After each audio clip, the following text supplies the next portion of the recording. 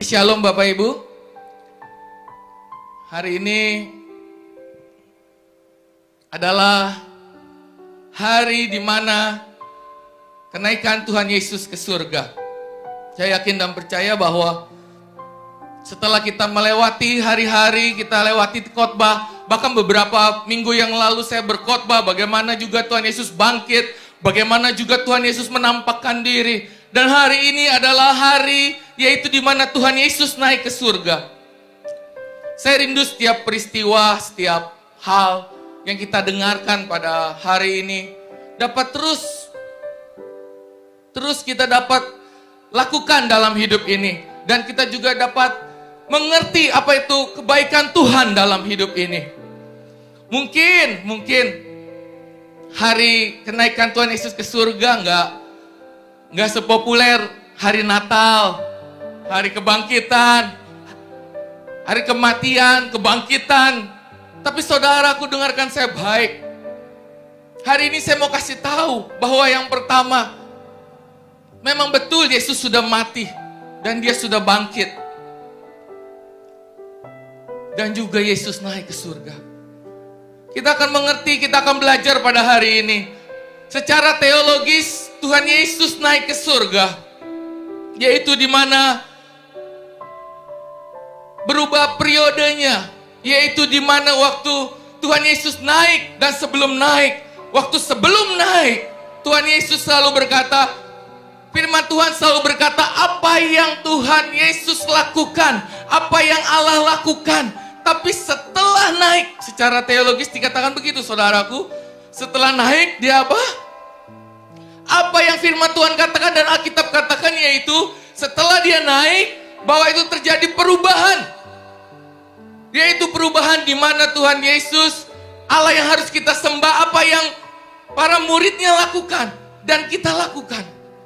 Oleh sebab itu, saya yakin dan percaya bahwa di mana hari kenaikan Yesus ke surga, itulah di mana perubahan antara bagaimana harusnya kita sebagai manusia, yaitu kita harus melakukan semua untuk Tuhan. Nah, oleh sebab itu pada hari ini saya rindu, saya akan membawakan firman Tuhan di mana berjudul makna kenaikan Tuhan Yesus ke surga. Hari ini mungkin Bapak Ibu masih di dalam PSBB, Bapak Ibu masih di rumah, Bapak Ibu masih bersama keluarga. Saya rindu, walaupun kita tetap di rumah Bapak Ibu, walaupun kita bersama keluarga di rumah, kita tetap ada hubungan yang baik dengan Tuhan. Kita tetap membaca firman Tuhan. Kita tetap bersekutu, berdoa bersama keluarga, khususnya mendoakan bangsa ini, gereja kita. Kita tetap berdoa. Kita lakukan. Dengan walaupun kita PSBB di rumah, yakin dan percaya bahwa Tuhan terus menyertai saudara dan saya. Oleh sebab itu pada hari ini kita bicara tentang bagaimana makna kenaikan Tuhan Yesus ke surga. Mari kita buka Yohanes 14 ayat 2. Yohanes 14 ayat 2 berkata begini. Di rumah Bapakku banyak tempat tinggal. Jika tidak demikian tentu aku mengatakannya kepadamu. Sebab aku pergi ke situ untuk menyediakan tempat bagimu. Apa itu makna yang pertama saudaraku?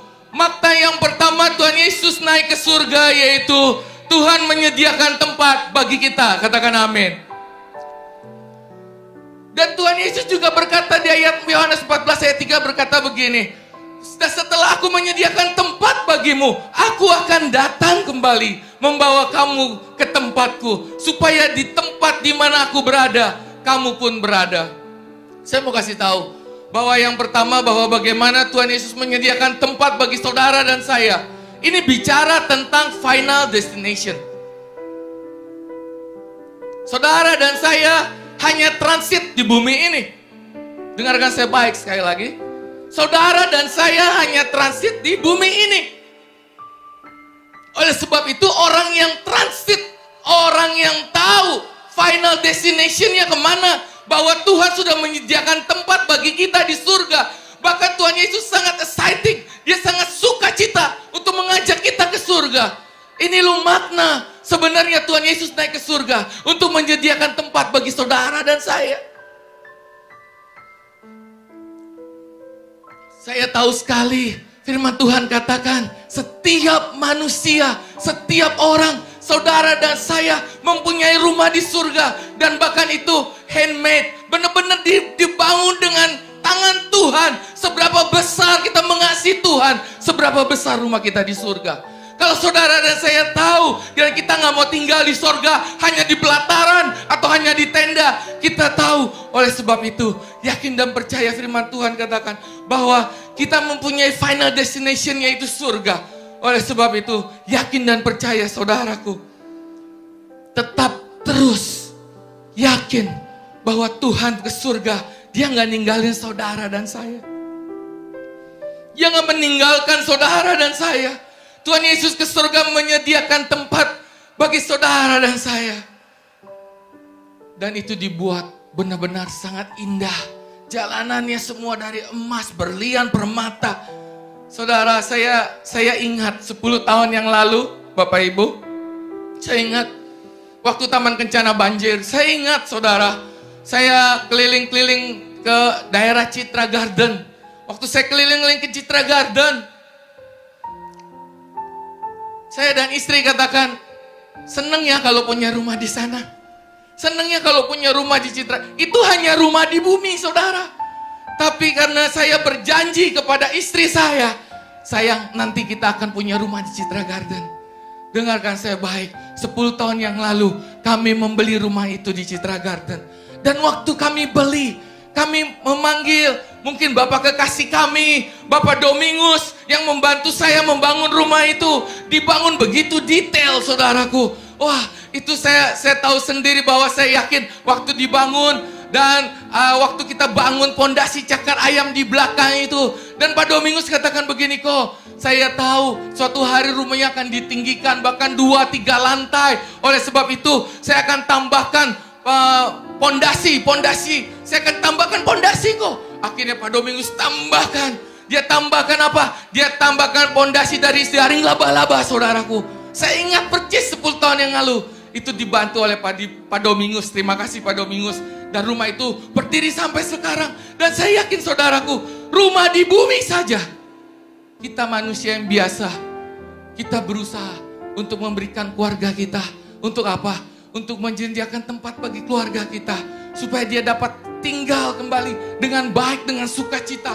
Dan bahkan dia dapat tinggal bersama-sama kita untuk menikmati semua berkat Tuhan. Hal yang sama juga saudaraku, Tuhan Yesus yang berjanji, Tuhan Yesus sendiri. Saya aja manusia yang penuh dengan dosa, manusia dengan salah. Saya berjanji kepada istri saya. Dan istri saya meyakini dan terjadi. Sedangkan Tuhan Yesus berjanji, aku akan pergi ke surga untuk menyediakan tempat bagimu. Thomas berkata begini, saudara. Tuhan, kami tidak tahu engkau pergi. Bagaimana kami tahu jalan ke situ? Saya mau kasih tahu. Tuhan Yesus naik ke surga. Saya kasih tahu bahwa dia yang pertama dia menyediakan tempat bagi saudara dan saya. Dan yang kedua di Yohanes 14 ayat 6 berkata begini. Kata Yesus kepadanya, akulah jalan dan kebenaran dan hidup. Tidak ada seorang pun datang kepada Bapa kalau tidak melalui aku. Saudaraku, poin saya yang kedua berkata begini. Makna Tuhan Yesus naik ke surga. Selain dia menyediakan tempat bagi saudara dan saya, Tuhan Yesus yang kedua, dia menjamin keselamatan kita. Katakan amin. Dia menjamin keselamatan kita. Garis bawahi, akulah jalan, kebenaran dan hidup. Tidak ada seorang pun datang kepada Bapa kalau tidak melalui aku. Inilah jaminan yang Tuhan berikan. Inilah jaminan keselamatan yang kita terima. Waktu kita terima Yesus sebagai Tuhan dan Juru Selamat kita. Waktu Tuhan Yesus naik ke surga dan katakan, akulah jalan, kebenaran dan hidup. Oh saudaraku, ini hal yang sangat luar biasa. Ini hal yang gak bisa kita beli dengan apapun, saudaraku. Ini yang dibilang keselamatan yang dijamin oleh Tuhan Yesus. Hanya satu-satunya Juru Selamat yang berkata, akulah jalan, kebenaran dan hidup. Gak ada di luar sana, saudara. Jadi sekali lagi paradigma kita, bagaimana ya? Kenapa ya Tuhan Yesus naik ke surga? Coba Tuhan Yesus ada hari ini, dia pasti akan menolong kita dari segala virus. Coba Tuhan Yesus ada hari ini, Pasti kita nggak bakal kecewa lewat orang-orang yang menyakiti kita. Bahkan kadang hamba-hamba Tuhan yang mungkin jatuh sana sini. Kalau saudara bisa lihat hari-hari ini, platform kita udah ada Yesus. Kalau Tuhan Yesus ada hari ini, itu yang kita pikirkan hari-hari ini.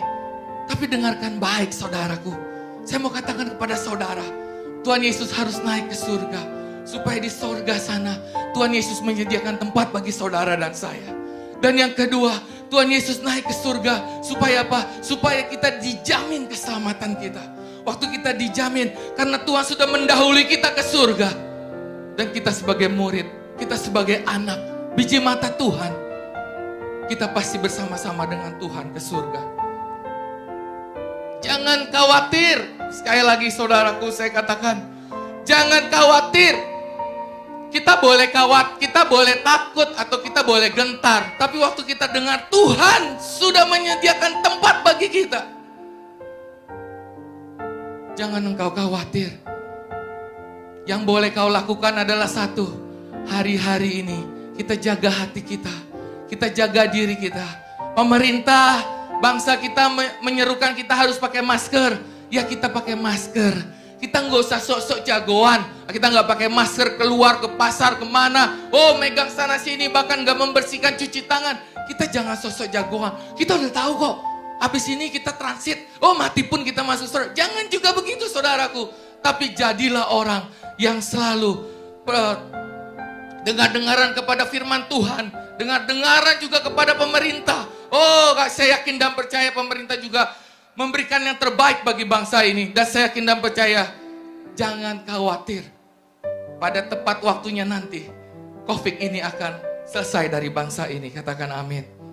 Yang ketiga saudara, makna Tuhan Yesus naik ke surga. Mari kita buka dalam Yohanes 14 ayat 12.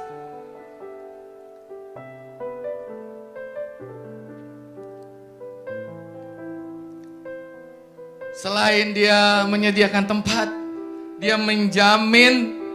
Dan yang kedua tadi, yang ketiga saya mau katakan bahwa Yohanes 14 ayat 12 berkata begini.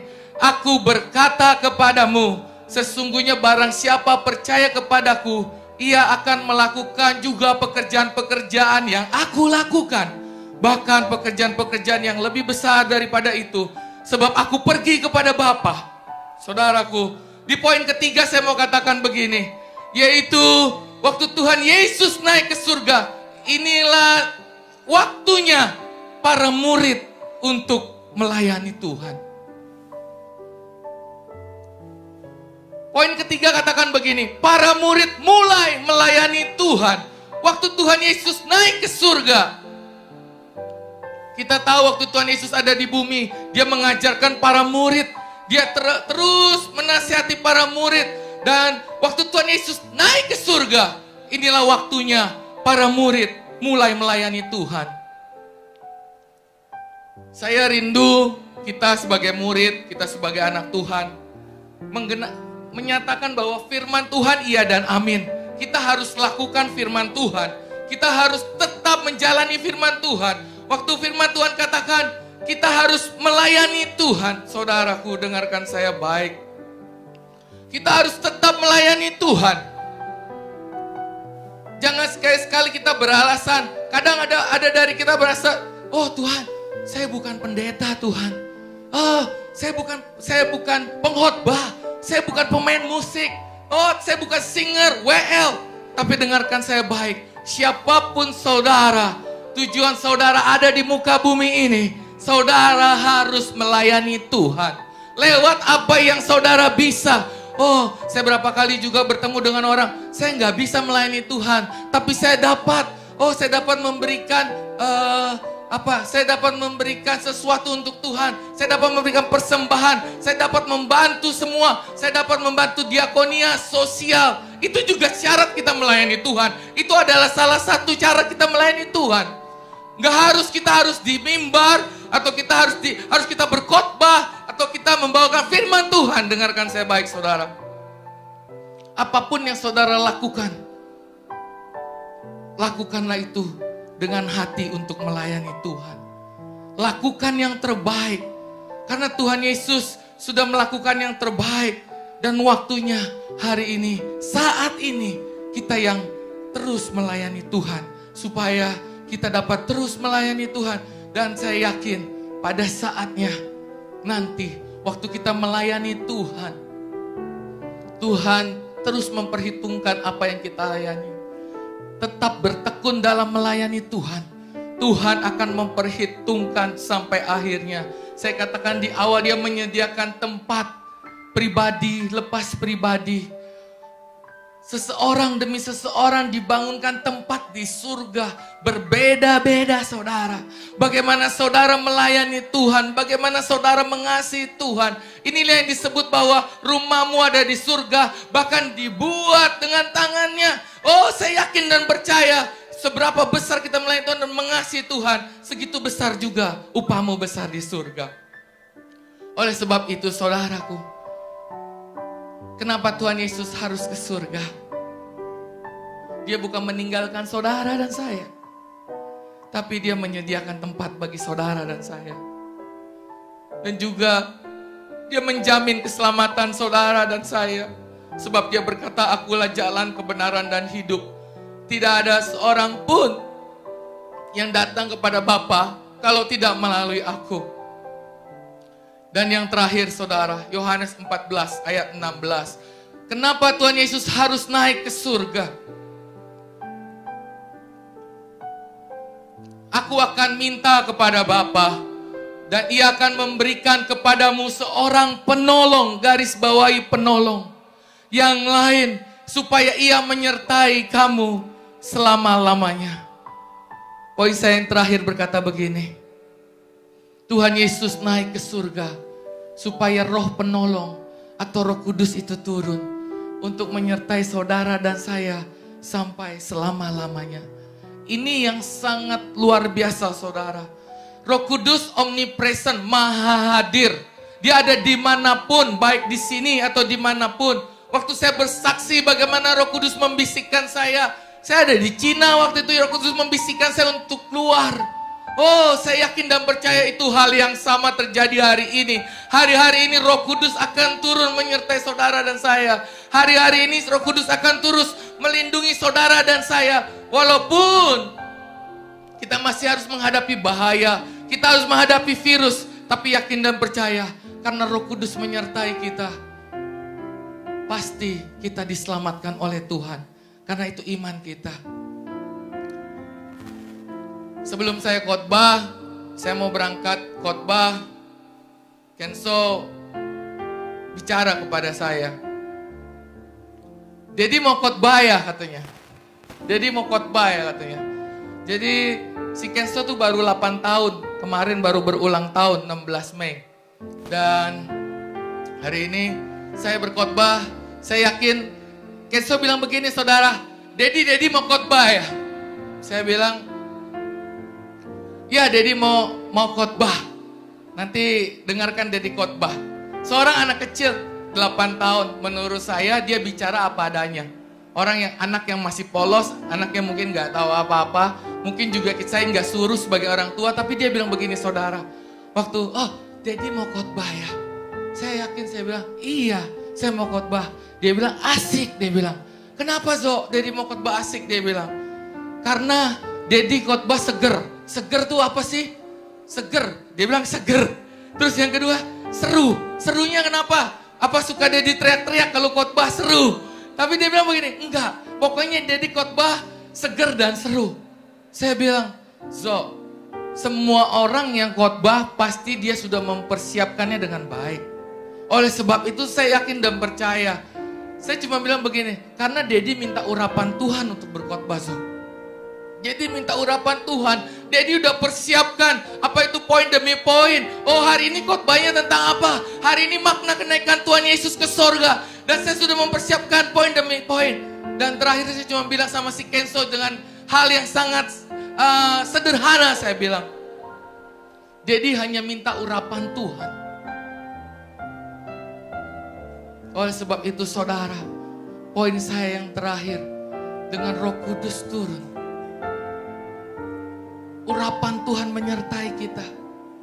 Kita dapat melakukan, melayani Tuhan hal-hal yang besar. bahkan hal-hal yang lebih besar daripada Tuhan sendiri, Yesus katakan. Sebab saya yakin dan percaya waktu Roh Kudus ada bersama kita, segala sesuatu yang gak mungkin pasti dapat terjadi. Mari para pemuji dan penyembah, kita akhiri ibadah kita. Terima kasih Tuhan, terima kasih Tuhan. Tuhan, terima kasih. Kami bersyukur Tuhan. Kami bersyukur Tuhan. Karena Engkau naik ke surga menyediakan tempat bagi kami. Menjamin keselamatan kami dan mengajar kami untuk melayani. Dan Engkau naik ke surga, Roh Kudus-Mu turun menyertai kami kemanapun kami berada. Tuhan, hamba-Mu sudah selesai berbicara Tuhan. Tapi biar firman ini, biar kami tahu kami mempunyai final destination Tuhan. Kami mempunyai Tuhan tujuan akhir kami bukan di sini Tuhan. Tapi biarlah Tuhan, karena Engkau sudah naik ke surga, kami yakin dan percaya Tuhan sudah menyediakan tempat bagi kami. Biarlah lewat harapan ini dan keyakinan dan iman ini Tuhan, itu akan membiarkan kami untuk tetap bertahan di dunia ini dan melakukan yang terbaik bagi Tuhan. Karena Engkau adalah jaminan satu-satunya juru selamat yang sudah menolong kami. Kami katakan Tuhan, mari kita katakan saudaraku bersyukur. Ku bersyukur.